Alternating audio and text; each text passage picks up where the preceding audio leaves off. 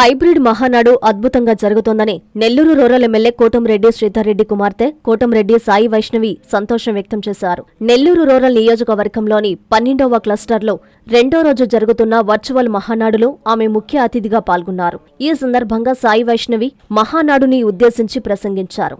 నెల్లూరు రూరల్లోని 12వ క్లస్టర్లో నిర్వహించిన మహానాడును విజయవంతం చేసిన ప్రతి నాయకుడు, కార్యకర్తకు ధన్యవాదాలు తెలిపారు. మహానాడును పండుగ వాతావరణంలో నిర్వహించడం ఆనందంగా ఉందన్నారు. నారా లోకేష్ 2029 ఎన్నికల్లో మహిళలకు 33% సీట్లు కేటాయిస్తామని ప్రకటించడం అభినందనీయమన్నారు. మహిళా సాధికారతకు టీడీపీ ఎల్లప్పుడూ ప్రాధాన్యత ఇస్తుందని పేర్కొన్నారు. అనంతరం ఆమె మీడియాతో మాట్లాడారు. తెలుగుదేశం పార్టీ యొక్క మహానాడు కార్యక్రమము నిన్న ఈరోజు కూడా హైబ్రిడ్ మోడల్లో మంగళగిరిలో జరుగుతోంది. అందులో భాగంగానే నెల్లూరు రూరల్లో మొత్తము 12 కేంద్రాలు ఏర్పాటు చేయడం జరిగింది. నేను నిన్న ఈరోజు కూడా ప్రతి కేంద్రానికి వెళ్ళి పర్సనలీ విజిట్ చేశాను. కార్యకర్తల్ని, నాయకుల్ని అందరినీ కూడా కలుసుకోవడం జరిగింది. చాలా సంతోషంగా ఉంది. కార్యకర్తలు, నాయకులు అందరూ కూడా ఎంతో ఉత్సాహంతో ఉన్నారు.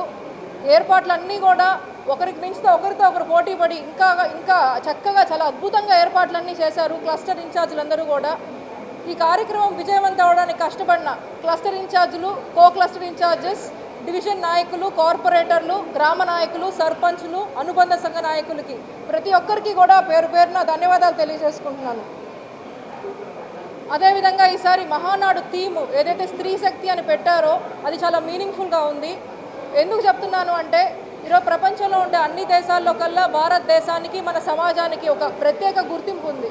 ఈ ప్రత్యేక గుర్తింపు రావడానికి ముఖ్య కారణం మన కుటుంబాలకు ఇచ్చే విలువ, ఇంపార్టెన్స్. ఆ కుటుంబాలను ఎప్పుడూ కూడా సమర్థవంతంగా ముందుకు నడిపించి నిలబెట్టేది ఆ ఇంటి మహిళే అవుతుంది. అంతటి శక్తివంతమైన మహిళలను గౌరవిస్తూ ఈ స్త్రీ శక్తి థీమ్ పెట్టడం చాలా సంతోషకరం. తెలుగుదేశం పార్టీ ముందు నుంచి కూడా మహిళా సాధికారత కొరకు ఎన్నో కీలక నిర్ణయాలు తీసుకున్న పార్టీ. ఆ రోజుల్లో ఎన్టీఆర్ గారు మహిళల కోసం సమాజంలో వాళ్ళకి ఈక్వల్ స్టేటస్ ఇవ్వాలనే ఉద్దేశంతో మహిళలకి సమాన ఆస్తి హక్కు చట్టం కల్పించారు. అదేవిధంగా పద్మావతి మహిళా విశ్వవిద్యాలయం స్థాపించారు. తర్వాతి రోజుల్లో చంద్రబాబు నాయుడు గారు వాళ్ళని ఆర్థికంగా బలవంతులు బలపరిచేందుకు డ్వాక్రాల ద్వారా కొన్ని లక్షల మంది మహిళల జీవితాల్లో వాళ్ళకు ఒక ఆర్థికంగా ఫినాన్షియల్ ఇండిపెండెన్సు, గుర్తింపు, రికగ్నిషన్ అనేది వచ్చేలా చేశారు. కానీ ఈరోజు మహిళలు కేవలం ఆపర్చునిటీస్, అవకాశాలు కోరుకోవట్లేదు. వాళ్ళకు ఒక రెస్పెక్ట్, ఆ రికగ్నిషను, గౌరవం, గుర్తింపు రెండు కూడా కోరుకుంటున్నారు. మారుతున్న కాలానికి అనుగుణంగా నారా లోకేష్ గారు పలుసార్లు పిలిపించారు పలు వేదికల మీద.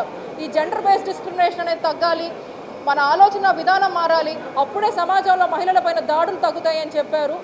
ఈరోజు ఒక అడుగు ముందుకేసి నారా లోకేష్ గారు నిన్నటి రోజు వారి ప్రసంగంలో ఒక తీర్మానం చెప్పెట్టారు. 2029 ఎన్నికల్లోపు కేంద్రంలో మహిళా బిల్లు పాస్ అయినా అవ్వకపోయినా తెలుగుదేశం పార్టీ 33% సీట్లు మహిళలకు కేటాయిస్తుంది అని చెప్పి పేర్కొన్నారు. దీని నుంచి మనకు ఒక విషయం స్పష్టంగా అర్థమైంది. ఈరోజు నారా లోకేష్ గారికి మహిళా సాధికారత అనేది కేవలం ఒక రాజకీయ నినాదం అయితే కాదు, నా ఆలోచనలోనూ నా ఆచరణలోనూ నేను దాన్ని తీసుకెళ్తాను, ఇంప్లిమెంట్ చేసి చూపిస్తాను అనే ఒక కాన్ఫిడెంట్గా వారు ఈరోజు ఈ స్టెప్ తీసుకున్నారు. ఈరోజు దేశంలో ఉండే పొలిటికల్ పార్టీస్ అన్నీ కూడా నారా లోకేష్ గారిని ఇన్స్పిరేషన్గా తీసుకోవాలి. ఆ రోజు ఏ విధంగా అయితే ఎన్టీఆర్ గారి సంక్షేమ పథకాలను దేశమంతటా కూడా ప్రేరణగా తీసుకుందో, తర్వాత చంద్రబాబు నాయుడు గారి విజన్ని దేశంలో ఉండే పొలిటికల్ లీడర్స్ అందరూ కూడా ఇన్స్పిరేషన్గా తీసుకున్నారు.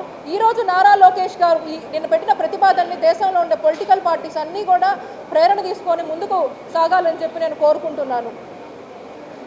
అన్ని రంగాల్లో ఈరోజు మహిళలు ముందున్నా కానీ పాలిటిక్స్లో మాత్రం వాళ్ళ పార్టిసిపేషన్ లిమిటెడ్గా ఉంది. నారా లోకేష్ అన్న పిలుపుతో రానున్న రోజుల్లో మహిళలు ఇంకా ఎక్కువ శాతంలో పాలిటిక్స్ రావాలని చెప్పి నేను కోరుకుంటున్నాను.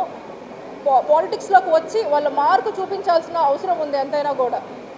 చివరిగా ముగించే ముందర ఒక విషయం చెప్పి ముగిస్తాను. చూస్తున్న మహిళలందరికీ కూడా ఇంటి ఒత్తిడి, పని ఒత్తిడి ఎంతున్నా సరే ఖచ్చితంగా మీ ఆరోగ్యం పట్ల మీరు శ్రద్ధ చూపించండి. కనీసం రోజుకు ఒక 20 నిమిషాలైనా ఒక ఫిజికల్ ఎక్సర్సైజ్ లేకపోతే మీ ఇష్టమైనది ఏదైనా కూడా చేయండి. శారీరక ఆరోగ్యం, మానసిక ఆరోగ్యం మీ రెండింటిని కూడా మీరు జాగ్రత్తగా చూసుకోవాల్సిన అవసరం ఉంది. ఎందుకంటే ఒక ఆరోగ్యకరమైన మహిళనే ఆరోగ్యకరమైన కుటుంబం, అదే ఒక ఆరోగ్యకరమైన సమాజం, ఆరోగ్యకరమైన దేశం కూడా. Thank you.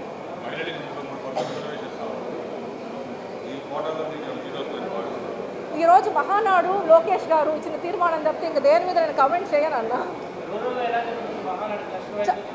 చాలా బాగా జరిగింది. ప్రతి కేంద్రం కూడా నేను పర్సనల్లీ విజిట్ చేశాను. ఏర్పాట్లన్నీ బాగా చేశారు. మీరు ఇప్పుడు కూడా చూసుంటారు, బయట మా క్లస్టర్ ఇన్ఛార్జ్ ఎంత చక్కగా అన్ని ఫ్రూట్స్ హైడ్రేషన్ కోసం అన్నీ కూడా ఏర్పాటు చేశారు. మెడికల్ క్యాంప్స్ అన్నీ కూడా పెట్టారు. చాలా బాగా ఏర్పాట్లు చేశారు.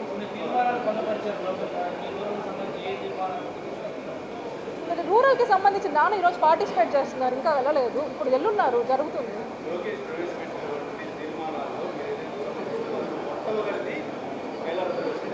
అది నేనే కాదండి, రాష్ట్రంలో ఉండే మహిళలందరూ కూడా సమర్థిస్తున్నారు లోకేష్ గారిని. ఈరోజు కేవలం రాష్ట్రంలో ఉండే మహిళలు కాదు, దేశంలో ఉండే మహిళలందరూ కూడా సమర్థిస్తారు. ఇంత గొప్ప తీర్మానం అది. కాబట్టి ఎందుకంటే రాజకీయాల్లో ఎక్కువ మంది మహిళలు వస్తేనే ఈరోజు సమాజానికి ఒక సమతుల్యత, బ్యాలెన్స్డ్ పర్స్పెక్టివ్ అనేది ఏర్పడుతుంది.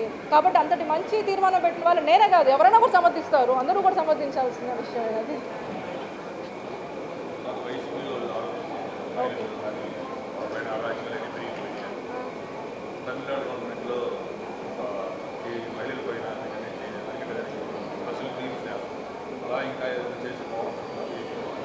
తప్పకుండా సూచనలు ఏమన్నా ఉంటే కూడా తెలియజేస్తే మంచిదే కదండి. ఆల్రెడీ మనకి ఇప్పుడు సూపర్ 6లో మహిళలకు కొంచెం ఇచ్చారు, ఫినాన్షియల్ సెక్యూరిటీ పరంగా వాళ్ళకి ఏదైనా కూడా ఇచ్చారు. మహిళా భద్రత పట్ల ఎప్పుడు కూడా లోకేష్ గారు స్పెసిఫిక్గా ఒకటే చెప్పారు, ఈరోజు వాళ్ళని సెక్యూరిటీ పెంచడానికి ఎన్నైనా చేయొచ్చు, కానీ ఆలోచన ధోరణి, ఆ రూట్ కాజ్ అయితే ఉందో దాన్ని ఐడెంటిఫై చేసి మనము మహిళలు చూసే ధోరణి మారాలి అని చెప్పి చాలాసార్లు చెప్పున్నారు. జెండర్ బేస్డ్ డిస్క్రిమినేషన్ ఉండదు. ఈ టెక్స్ట్ బుక్స్లో ఏదైతే ఉంటాయో, ఆడవాళ్ళ చీరలు కట్టుకున్నారా, గాజులు తొడుక్కున్నారా, అమ్మాయిలు ఏడవద్దు, సెక్యూరిటీ, అదంతా ఒక లెవెల్. నారా లోకేష్ గారు నెక్స్ట్ లెవెల్కి వెళ్ళి ఆలోచన ద్వారానే మారాలి అని చెప్తున్నారు.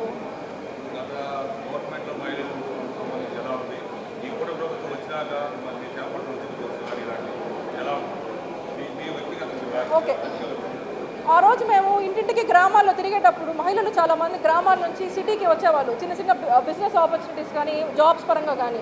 ఈరోజు వాళ్ళందరూ ఒక యూస్ఫుల్ ఇనిషియేటివ్ కదా ఆర్టీసీ ఉచిత బస్సు అనేది, దాన్ని యూజ్ చేసుకొని ఈజీగా రాగలుగుతారు. ఇంకా ఉమెన్ అనేవాళ్ళు ఎంప్లాయ్మెంట్లో ఆపర్చునిటీస్ ఎక్కువ పెరుగుతాయి.